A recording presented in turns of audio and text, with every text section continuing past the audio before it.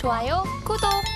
저희가 이렇게 지금 매수 시점에 대해서는요, 다들 뭔가 더 떨어질 때를 기다린다라고들 하실 분도 있을 거고, 이제 언제 파는 게 적절한가 하시는 분들은 그 세금 문제를 많이 고민하실 텐데요. 그렇죠.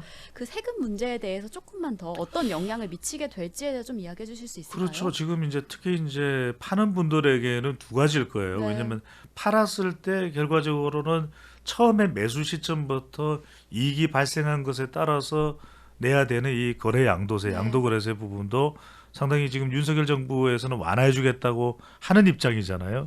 그런데 시간이 지나면 지날수록 자칫 잘못하면 지금 서울도 그렇고 집값이 더 내릴 수도 있어요. 그렇잖아요. 그렇죠. 그게 집값이 더 내려서 본인이 원래 팔려고 했던 가격보다도 더 미치고 팔아야 된다면 원래 시간을 더 기다려서 다주택자들 경우에는 우리 지금 양도거래세 규제가 세금이 완화됐을 때 적정한 시점에 파는 것이 더 효과적일 수가 있는 것이죠. 세금을 따져보고 실제 또 최종적으로 팔리는 가격을 따져본다면 너무 기다렸다가 그때 가서 안 팔린다? 네. 팔리지 안 팔지도 모르는 것이고, 또 하나 중요한 것이 공급이 늘어나잖아요. 네. 공급이 늘어난다는 이야기는 이제는 새로 부동산을 신규 구매할 사람들이 나 꼭 그 위치가 아니더라도 한 10분, 20분 차이면은 새 집에서 좀 더 적정 가격에서 새 집에서 살지라는 생각이 또 생길 수밖에 없어요. 네. 그렇기 때문에 너무 이것을 꼭 버티듯이 가지고 있어야 될 이유는 없는 것이죠. 네, 그리고 지금 다주택자분들의 지금 좀 시점을 조금 더 빨리 파악하셔서 뭔가 투자를 진행하셔야 될 것 같은데요. 네. 지금 그럼 아까 말씀해주신 것처럼 이제 무주택자분들, 이제 음. 투자를 기다리고 계신 분들에 대해서 이야기해보면 좋을 것 같습니다.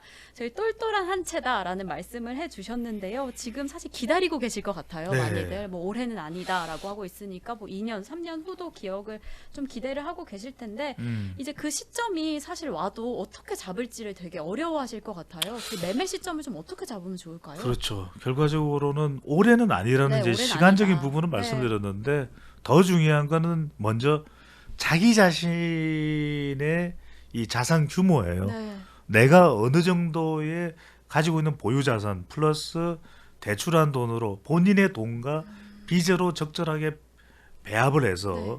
그것이 부동산을 살 수 있을까? 그게 앞으로의 미래 가치까지도 판단하는 것이잖아요. 우리가 지금 마용성 이야기를 하면서 마포, 용산, 서울 지역입니다. 성동을 이야기할 때 영끌 B2 이야기를 해요. 네. 그런데 그게 지나치면은 당장 발생할 수 있는 것이 금리 부담이고, 시간이 지나면 마포, 용산, 성동도 집값이 별로 안 올라가는데 이건 더 큰 부담이에요. 네, 그렇죠. 왜냐하면 투자 대비 정말 그 수많은 돈을 집에 깔고 앉아 있을 수는 없는 상황이잖아요.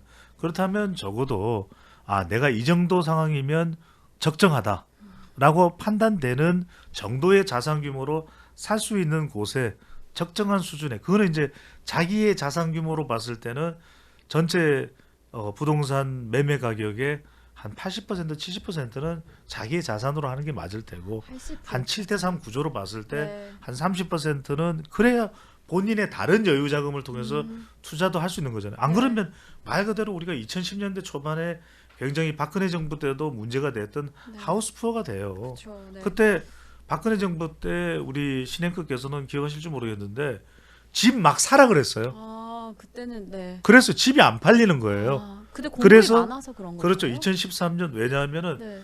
여러 가지 경제 상황을 봤을 때 그때 부동산을 구매할 수 있을 만한 그런 경제 환경 자체가 개인의 구매 능력이 확보 안 됐죠. 네. 그런데 그 뒤에 집을 사라고 해서 천정부지로 치솟는 상황에서 문재인 정부의 정책까지도 그렇게 연관되면서 네. 부동산이 더 치솟았던 것이거든요. 네. 그러니까 말 그대로 2013년, 14년에 집을 샀던 사람들은 돈을 번 거예요. 네. 근데 16년, 17년에 집을 산 사람들은 오히려 조금 더 오르긴 했지만 그만큼 또 오른 집에 대한 세금이라든지 대출금리라든지 더 오르겠지 생각했던 것은 지금 와서 좀 주춤하거나 부동산이 수도권 서울에서도 하락세잖아요. 이게 이제 부담이 되는 거예요. 그렇죠. 네. 그래서 저는 적어도 미래 가치를 너무 뻥튀기 하지 마라.